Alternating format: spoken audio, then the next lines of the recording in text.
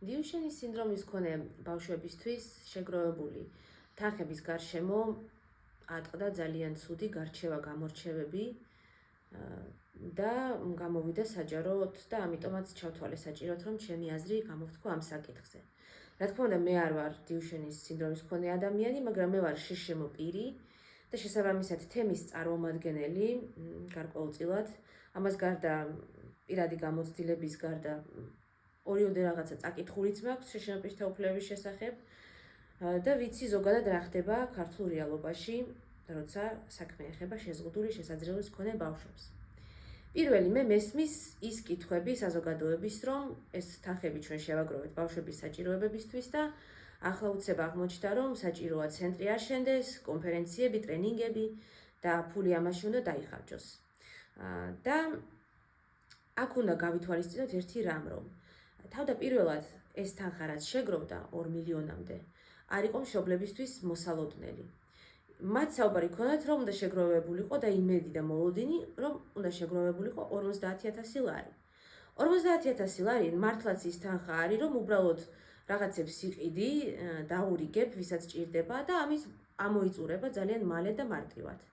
მაგრამ როდესაც საქმე ეხება 2 მილიონს, მის დარიგებასაც მათ შორის, ხო, და სწორ განაწილებას ჭირდება უკვე კოორდინაცია და სერიოზული რესურსი. ანუ უნდა მიიღო შეიმუშაო კრიტერიუმები, უნდა მიიღო ადამიანები სადღაც, უნდა განიხილო განცხადებები და თანხები გამოყო ისე.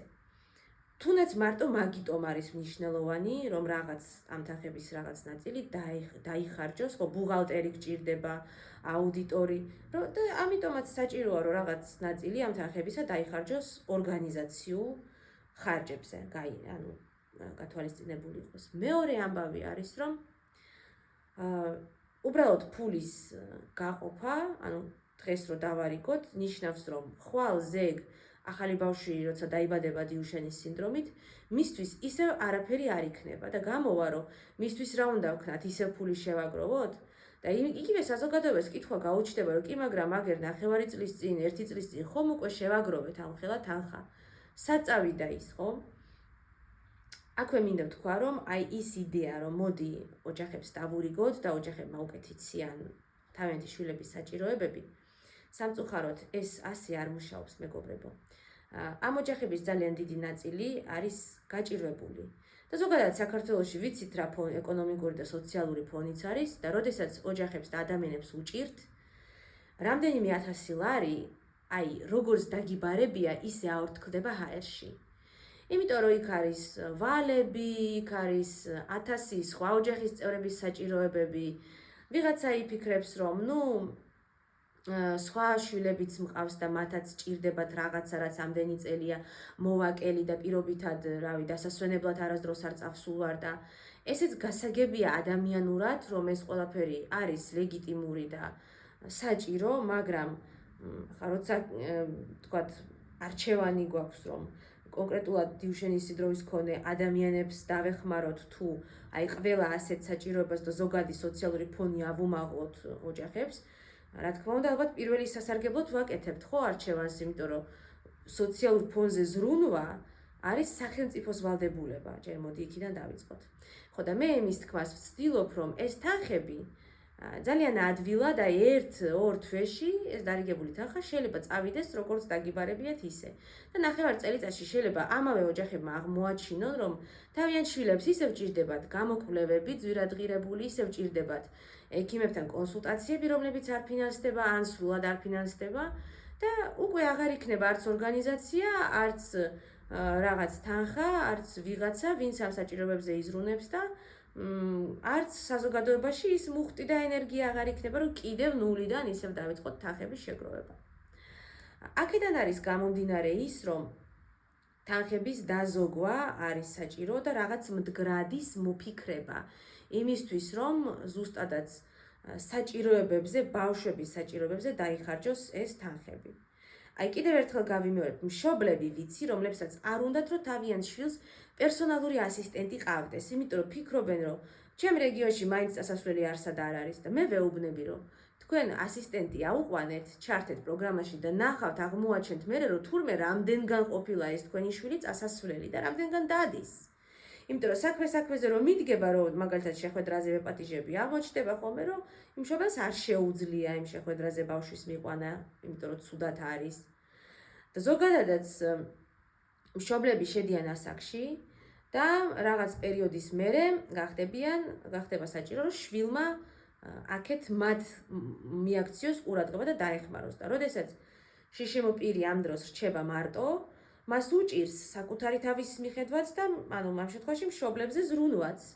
იმიტომ რომ ერთი რომ არ არის მიჩვეული, რომ პერსონალური ასისტენტი ყავდეს, მეორე პერსონალური ასისტენტი შეიძლება ეგრე უცებ ვერც აიყვანო, იმიტომ რომ მომლოდინეთა რიგებია, შეიძლება თვეობით მოგიწიოს ლოდინი და უცებ რაღაც რო დაგჭირდეს და წკაპდა, შეიტანო განაცხადი და აიყვანო, ეგრე არ ხდება.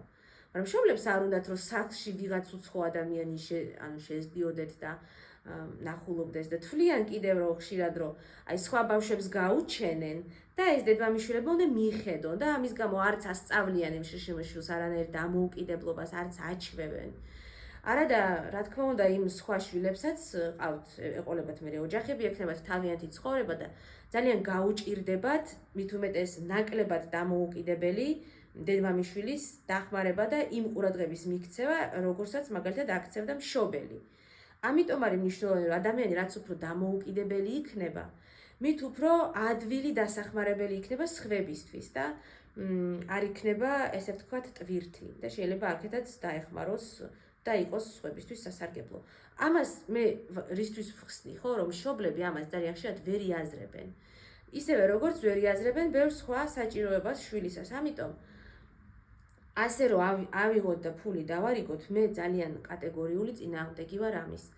დიახაც უნდა იყოს ისე, რომ უნდა წარმოადგენდნენ დოკუმენტებს, კონკრეტულად რა საჭიროება აქვს მათ შვილს, თუნდაც სასუნთქი აპარატის, სხვანაირი ეტლის, რომელსაც სახელმწიფო არ უზრუნველყოფს, ან სხვა რაიმე კიდე დამხმარე საშუალების, ან თუნდაც ფსიქოლოგიური დახმარების მათ შორის და ამის საფუძველზე ამის გასაკეთებლად უნდა მიიღონ დახმარება და ჩეკებით და ინვოისებით, იმიტომ რომ ასეთ შეიძლება დარწმუნდეს ორგანიზაციაც და საზოგადოებაც, რომ თანხები იხარჯება სწორედ ბავშვების საჭიროებებზე. რაც შეეხება რატომ გახდა სალაპარაკო კიდევ შენობის აშენება, რომ კაი, თქვათ ავაშენეთ შენობა, მაგრამ მერე 2 მილიონი არ არის, ხო, ანუ განუსაზღვრელი თანხა და ის არის ამოწურვადი. ერთის მხრივ მინდა ვთქვა, რომ შენობის აგება ნამდვილად არის დაკავშირებული დიდ დროსთან და როგორც წესი იმაზე მეტ ხარჯთან, ვიდრე თავიდან გვეგონა. მე ეს ძალიან კარგად ვიცი ჩემი გამოცდილებით, ცხოვრებისეულით. შესაბამისად, მესმის საზოგადოების ეჭვები, რომ შეიძლება წლები დაჭირდეს შენობის აგებას და ამასობაში ეს თანხა გამოილიოს და ამასობაში უოფისოდ უნდა იყვნენ. ამიტომ მე მესმის, რომ შეიძლება ჯობდეს ან ყიდვა, ან ქირაობა, ან დაგირავება რაიმე ფართის. მეორე პრობლემა ის არის, რომ თბილისში არ არის ბევრი მისაწვდომი შენობა, რომელიც შეიძლება მაგალითად დაიქირავო ან დაიგირავო. მესამე მდგრადობის საკითხი, ხო? შეიძლება ეს თანხა ნამდვილად არ იყოს საკმარისი ორგანიზაციის მუდმივად საარსებოდ, იმიტომ რომ ორგანიზაციას რომ გქონდეს შენობა, ჭირდება კომუნალურები, საკანცელარიო, თანამშრომლების ანაზღაურება მუდმივი.